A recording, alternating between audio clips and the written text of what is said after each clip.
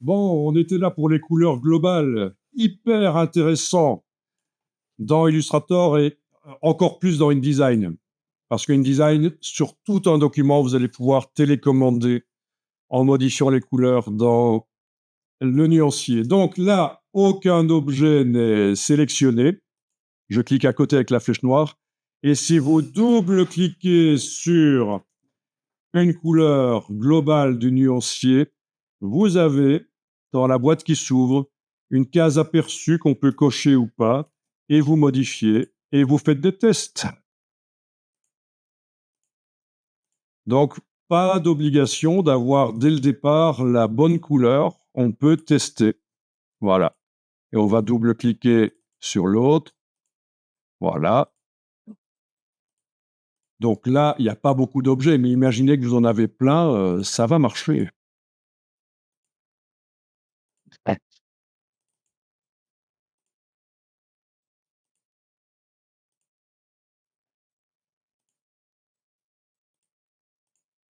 Voilà, super important de connaître ça pour pouvoir faire des tests de couleurs sur les illustrations.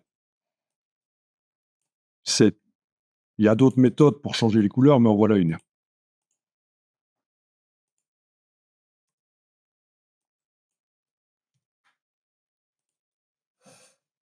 Bon alors, regardez, open your eyes, ouvre tes yeux.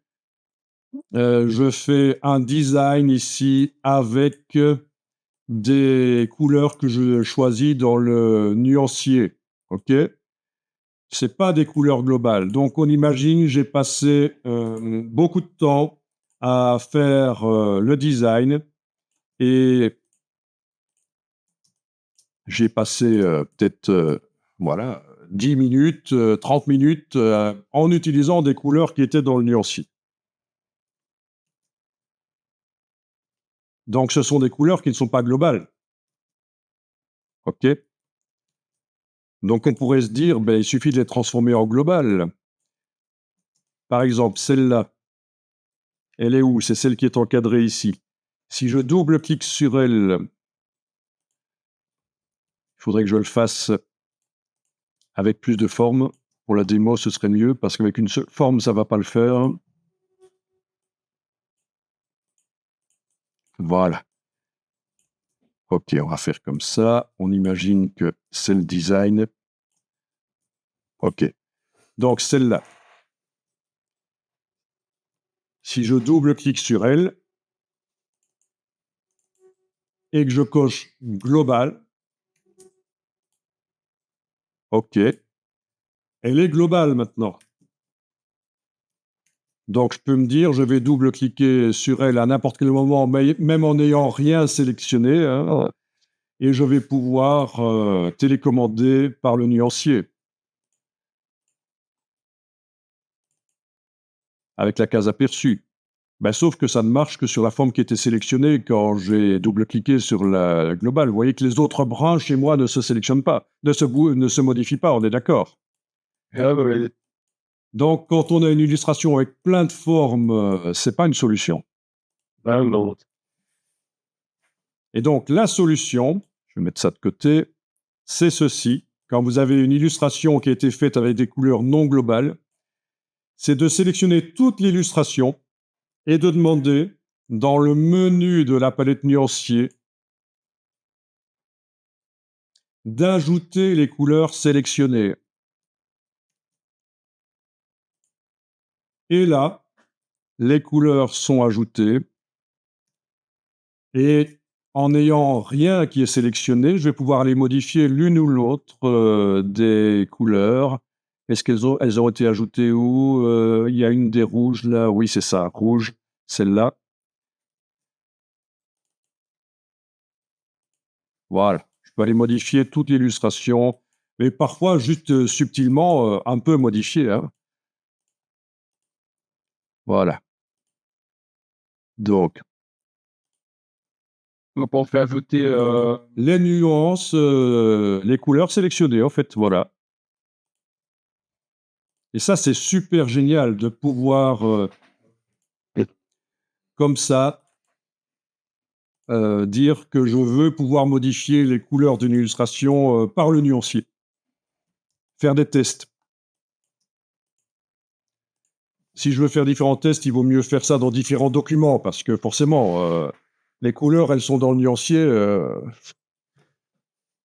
Vous voyez, hein, si je veux faire d'autres tests de couleurs, je ne peux pas dupliquer et dire que je vais modifier la couleur là, mais pas sur la version de gauche du... Non, ça modifie tout, hein. Donc, ce n'est pas la bonne solution de dupliquer dans ce cas-ci dans le document pour faire différentes versions, différentes recherches. Il faut que je copie-colle d'un document à l'autre. Je copie, je fais un nouveau document, je colle, et voilà. Et je peux faire d'autres tests. Voilà.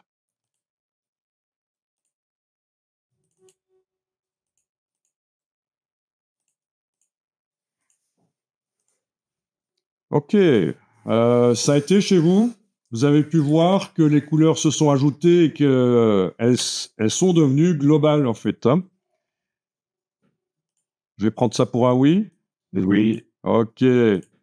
Alors, autre chose, très utile quand vous faites de la génération d'IA. Au départ d'un rectangle, par exemple, ici, objet, générer des vecteurs ou, ou remplissage génératif, peu importe. Ok, je vais choisir ici sujet, je vais choisir quelque chose de très peu détaillé. Voilà.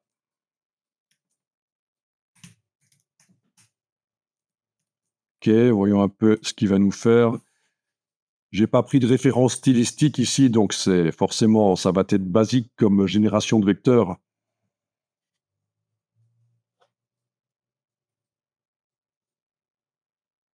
Voilà, ok. Bon, c'est quand même très basique. Ah, il m'en a quand même fait un autre là, évidemment. Ok, voilà. Ok, parfait, celui-là, il me plaît bien. Ok. Eh bien, comment modifier les couleurs facilement? Si je demande ici dans le menu de la palette nuancier d'ajouter les nuances, les couleurs sélectionnées, est-ce que ça va fonctionner? Oui, ça fonctionne. Eh bien voilà, toutes les nuances sont accessibles et donc on peut... J'aurais peut-être mieux fait de faire des groupes avant. Oui, en n'ayant rien sélectionné, ce serait quand même intéressant d'aller mettre les nuances ici dans un groupe.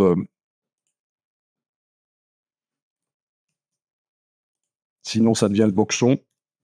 OK. Au-dessus, j'ai aucune couleur globale. Donc, je recommence l'opération. Ajouter les couleurs sélectionnées. Les voilà. Elles sont là. Ah, il y en a plein hein, dans les générations IA. Et en principe, quand on double-clique et qu'on bouge, mais ça bouge. Donc, très intéressant dans le cas d'illustration IA. J'ai même pas dû la décomposer pour arriver à ajouter, en fait, hein. Bon, il y en avait peut-être un peu trop dans cet illu. Il faut utiliser un système de réduction du nombre de couleurs, mais ça, ce sera pour une autre fois. Est-ce que ça marche? Ça va? Bien. Voilà. Très intéressant. Et si je veux faire d'autres versions, je vous les montrerai. Il faut absolument copier-coller dans un autre document. C'est la seule solution. Avec les couleurs globales. On ne peut pas dupliquer dans le même document et se dire qu'on va aller faire une autre version en double-cliquant sur les couleurs globales. Il y a trop de couleurs, en fait, hein. Ça m'a généré trop de couleurs. Il aurait fallu qu'avant, je réduise le nombre de couleurs, mais c'est la fin de la formation pour aujourd'hui. Donc, réduire le nombre de couleurs d'une illustration par édition couleur, ce sera une autre fois.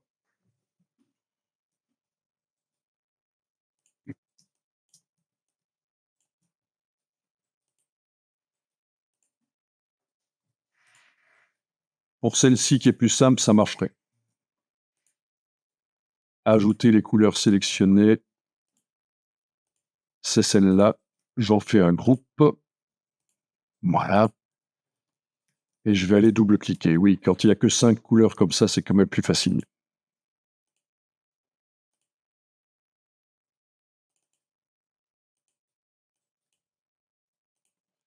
OK.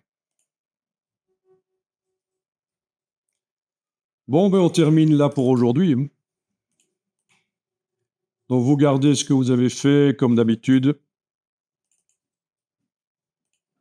Donc il faudra rendre, si à la fin des heures de la formation, vous n'avez pas tout fait, c'est pas un problème, hein, parce que il faut pas tout faire pour arriver à réussir la formation, hein. Il faut faire un minimum, quoi. Enfin, le maximum que vous pouvez faire, vous voyez ce que je veux dire, hein. Donc, ne vous prenez pas la tête s'il y a une partie qui n'est pas rendue.